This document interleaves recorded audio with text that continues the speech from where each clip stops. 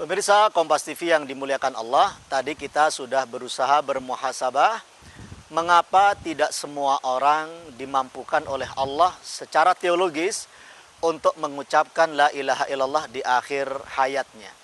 Maka ini menjadi sebuah pelajaran sekaligus menjadi pertanyaan yang harus kita cari jawabannya, karena kita semua pasti akan mati. Kullu nafsin dha'iqatul maut. Maka salah satu jawaban untuk pertanyaan ini adalah bahwa la ilaha illallah itu memiliki dua makna. Yang pertama makna secara zahir atau lahiriah, dan yang kedua adalah makna secara batin.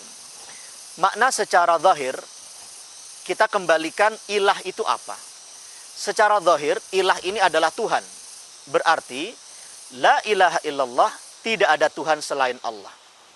Artinya apa? Senyampang orang sudah meyakini bahwa tidak ada Tuhan selain Allah, berarti dia sudah bertauhid. Berarti dia sudah iman dan Islam. Karena dia sudah meyakini bahwa memang tidak ada Tuhan selain Allah. Tapi yang kita maksud dalam kajian ini adalah makna hakikat, makna batin, bahwa apa sebenarnya konsep ilah dalam agama kita. Ternyata bisa kita simpulkan, ilah itu adalah segala sesuatu yang kita nomor satukan. Segala sesuatu yang kita utamakan. Saya berani mengambil kesimpulan ini, karena misalkan paling tidak ada dua ayat yang berbunyi gini, yang mirip tapi tentu ada beda sedikit huruf, tapi maknanya kurang lebih sama. Ayat yang pertama, ara'aita man ittakhadha ilahahu hawa. Ayat yang kedua, afara'aita man ittakhadha ilahahu hawa. Kalau diartikan, apakah engkau, wahai Muhammad, tidak mengetahui orang-orang yang menjadikan hawa nafsunya sebagai Tuhannya? Ternyata, mempertuhankan hawa nafsu itu tidak harus sujud dan rukuk kepada hawa nafsu. Tidak harus melakukan proses penyembahan sebagaimana yang kita kenal. Tapi ternyata mengutamakan, mementingkan, menomorsatukan hawa nafsu, itu sudah dikatakan mempertuhankan hawa nafsu. Berarti sekali lagi, la ilaha illallah, makna hakikatnya adalah tidak ada yang patut kita nomorsatukan kecuali Allah Subhanahu wa Ta'ala. Secara habluminallah, atau bahasa kita tadi teologis, seharusnya seperti itu.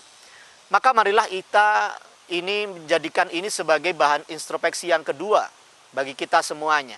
Selama ini kita hidup tadi secara pribadi, secara berkeluarga, bermasyarakat, berbangsa, bernegara.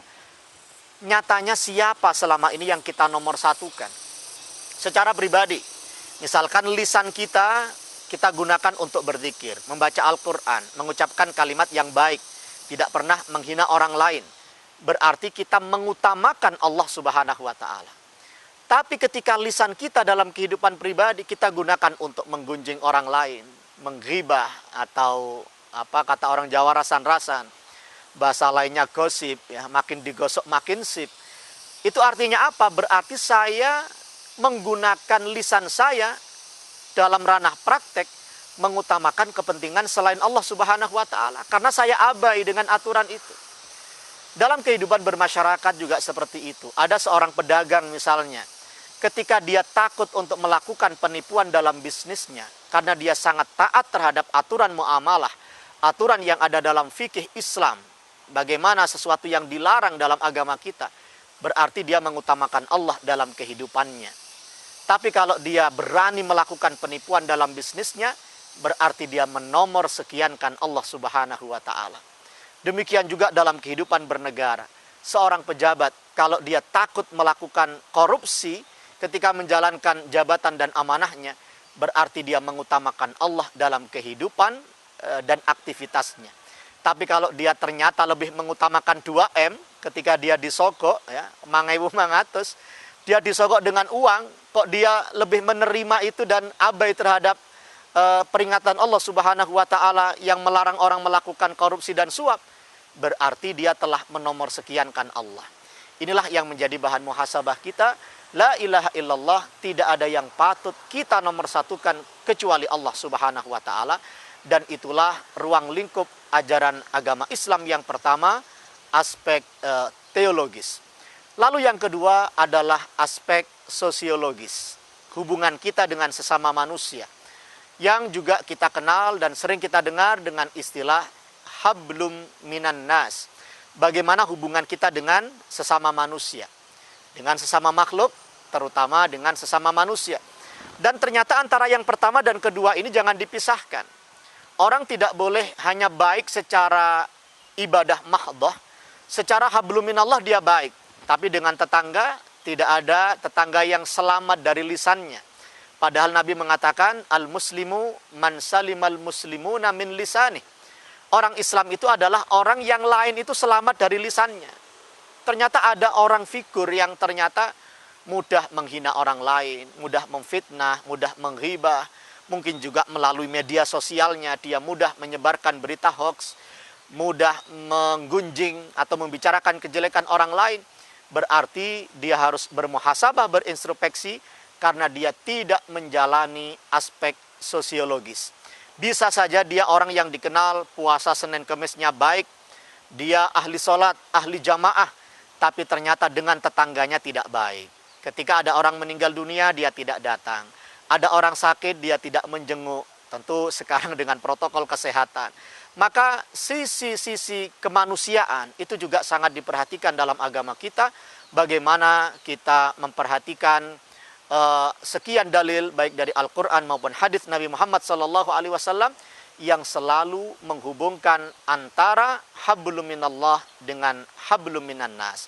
Misalkan dalam hadis dikatakan man kana yu'minu billahi wal yaumil akhir falyukrim dhaifah. Barang siapa beriman kepada Allah dan hari akhir, maka hendaknya dia menghormati tamunya. Mari kita perhatikan di sini. Orang yang iman kepada Allah dan hari akhir, berarti ini adalah aspek teologis. Berarti ini adalah hablum minallah. Nah, pembuktiannya apa?